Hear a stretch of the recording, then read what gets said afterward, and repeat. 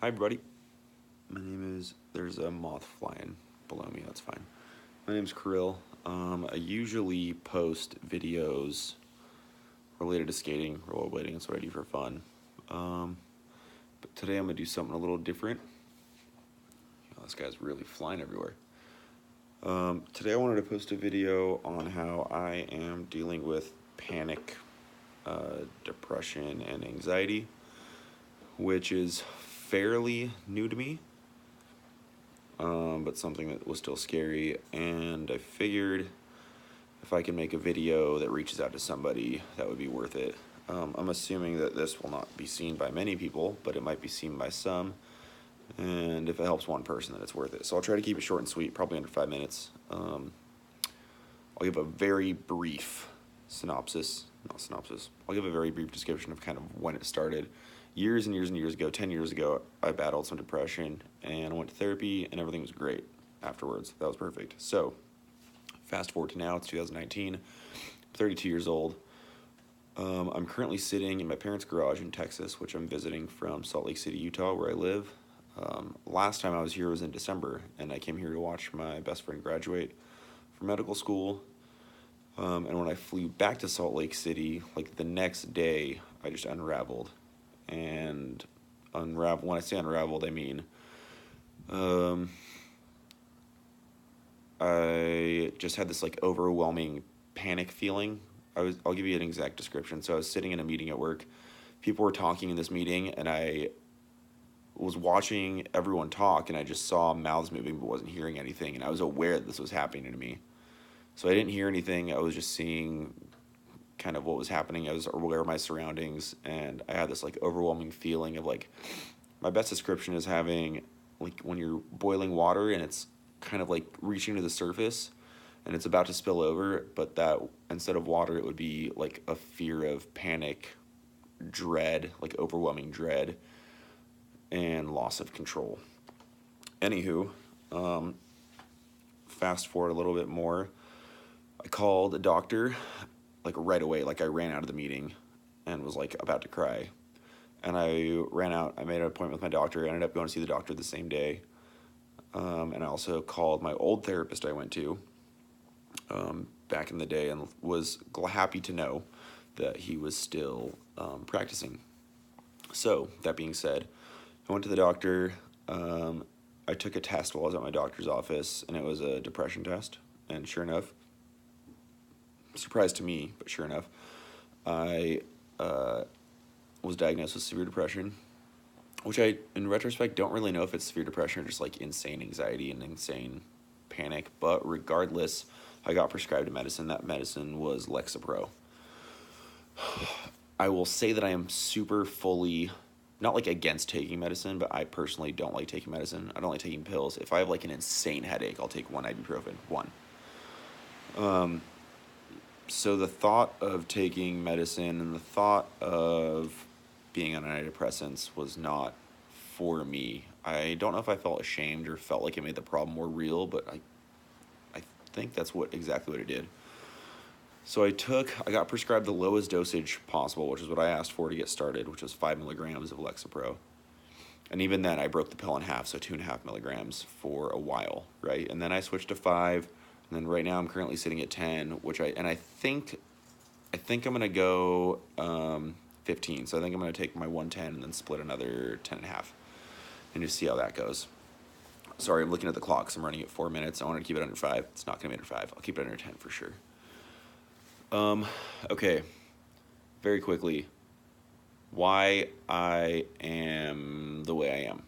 Okay. I'm not gonna go into detail. Financial problems.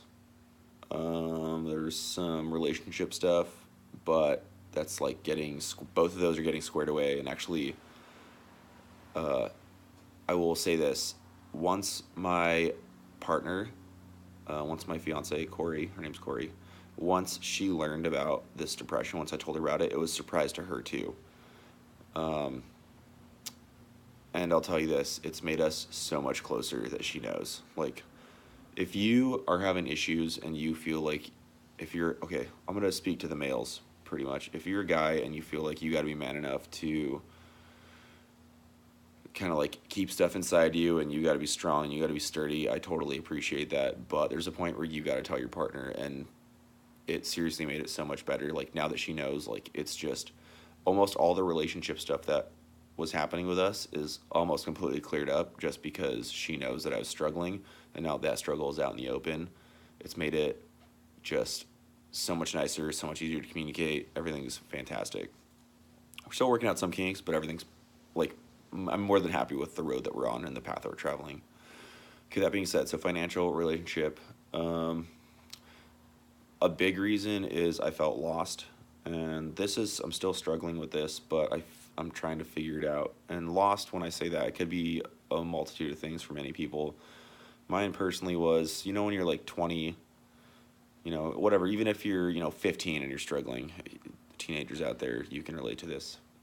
You go, man, when I'm 20 years old, I'll probably be doing this. Or if you're 20, you go, man, when I'm 25, I'll be doing this, or 30 or 40 or whatever it is. And I'm just not doing those things. I didn't reach those aspirations yet of what I want it to be. So I thought my life would be different than it is now. And that's fine. I'm learning that that's fine. So there's other things. Those are the three main ones. I don't want to let myself down. I don't want to let other people down. But I also know that I got to reach out for myself and reach out for help, most importantly, if I feel like I can't control it. That's kind of the main basis you'll see of these things. That being said, the Lexapro. Side effects. When I first started taking it, I felt like I was ultra sensitive because I was waiting to see what those side effects would be. Side effects were I wasn't hungry, which quickly went away. I love food. Side effects were I would get like dizzy spells where I would just randomly be dizzy for like maybe 30 seconds at a time. And it wasn't the kind of dizzy where I was like, oh my God, I can't function. Like it was very manageable dizziness. I could drive, I could do whatever. Like there'd be times I'd be driving on the freeway from work to or from work, and I'd feel it and be like, and I would know what's happening. I'd be like, oh, this is a side effect. And if I know, then we're good to go, right? So that's good.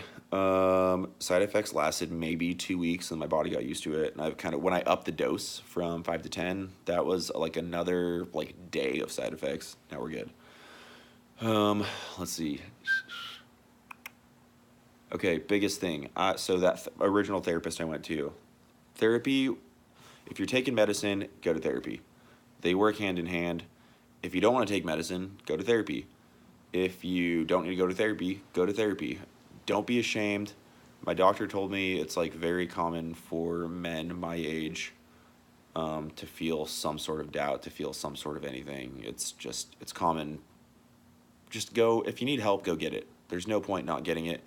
There's no point in sitting there and like basking in your own pain or basking in your own sorrow or doing whatever else. Just go get the help. Let's see, what else? And sorry, this isn't like an instructional video. I didn't have anything written down. I'm just visiting my parents, and I wanted to make something randomly. Okay, boom. Other thing that helped. So I went to that therapist. It just didn't work out. It wasn't the same. He's still a great dude. But there's, 10 years difference between 12 years since the last time I went, and we grew apart. It's not the same. So I recently started going to an out-of-network therapist. And by recently, I mean I went one time a week ago, and I looked specifically for a therapist that specialized in what I needed. And this lady I went to in Salt Lake has just been like a godsend. I went one time, and I instantly was like, okay, you get it. Like, you understand. It was the perfect therapy experience. Therapy is not scary. It's super good. And then the last thing is this one might be hard to swallow, and it was hard to swallow for me for a long time. I quit drinking booze. Not beer, booze. So no more liquor. I don't drink whiskey anymore. I don't drink whatever. Whiskey is my drink. I don't drink whiskey. I might have it like on occasion, and if I do, it'll be like half a shot or whatever, and even then it's got to be like a very special occasion. And then even with beers, I slow down drinking beer a ton. And now even when I am drinking beer, I'll mix in a couple of these guys, which I know it doesn't sound good, but this is, and you guys don't like my nails are gross, but this is Bush NA, and it could be any beer, but what the point of it is, it's a non-alcoholic beer. So if I want to if I'm hanging with my friends, and they're all drinking, or they're doing this or that, and I want to hang out, and I want to sit there and drink, because like I just like hanging out and drinking. I'm always thirsty, it sounds good. Maybe for every beer I have, I will also have non-alcoholic beer, and that way I'm still participating, but I'm not getting drunk, and I'm not getting messed up, or I'm not getting whatever. I kind of learned that I was drinking way too much, like a lot. Like, I wasn't drinking because I wanted to have fun and I wanted to drink. I was drinking because I was self-medicating and I was using it as a coping mechanism. God, I'm trying to think. Okay, listen, I'm gonna wrap it up.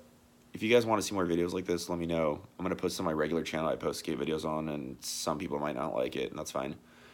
I'll try to post a skate video soon too.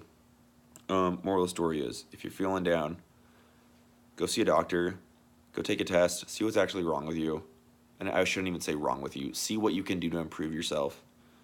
If you drink booze, quit drinking booze. I know it's gonna be tough. I know I went through a point where I couldn't imagine not drinking, and if that's where you're at, then you should probably quit drinking. Drink non-alcoholic beer. There's a whole scene of non-alcoholic beverages if you still want to drink and participate with your friends, but you don't want to get drunk. There's a whole thing. I feel like my life might be going towards just being straight sober. I haven't crossed that road yet.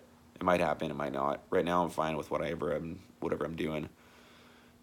C, if they prescribe you medicine, don't be scared to take it. I think that's B. I don't know.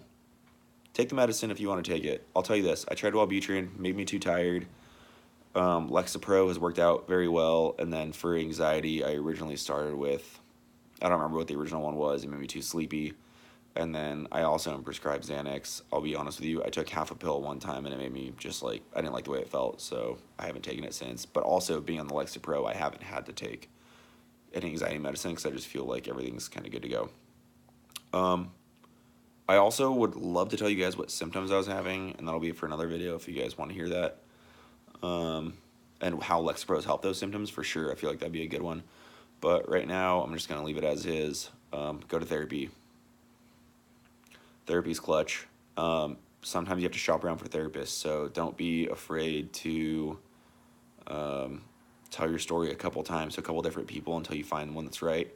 Also, if you feel like you can't afford it, you can afford it. The government recently, I don't want to get into it because I don't know exactly what it is, but I know they pass a lot of stuff towards mental health and towards depression, anxiety, whatever else. Most insurances cover any sort of mental health issues very well. So right now through mine, if I go in-network, even though the one I'm looking at right now, or the one I'm going to is currently out of network, my in-network insurance is unlimited visits for $25 copay. Like, if you can't, like, scramble, sell something on, Craigslist or whatever you got to do, you can afford to go to therapy. Even if you go once a month, twice a month. The more you go, the better, but you need someone to talk to, you need someone to listen, and sometimes it's good to have an unbiased opinion from a stranger just to really hear you out and really listen to you instead of just having one of your friends be like, oh, yeah, that sucks, man, or yeah, this or that. Like, it's good to have good feedback. That being said, if you want more videos like this, let me know. If this helped you out, let me know. It helped me out. And anyone that's struggling with any sort of depression, anxiety, whatever else, it will get better. I promise you it'll get better. It's gotten better for me. It's only going to get better. I still struggle. I still have times where I'm sad. I'll cry out of nowhere, but whatever. But everything's good. Everything will be better. Let's all get our shit in order. See ya.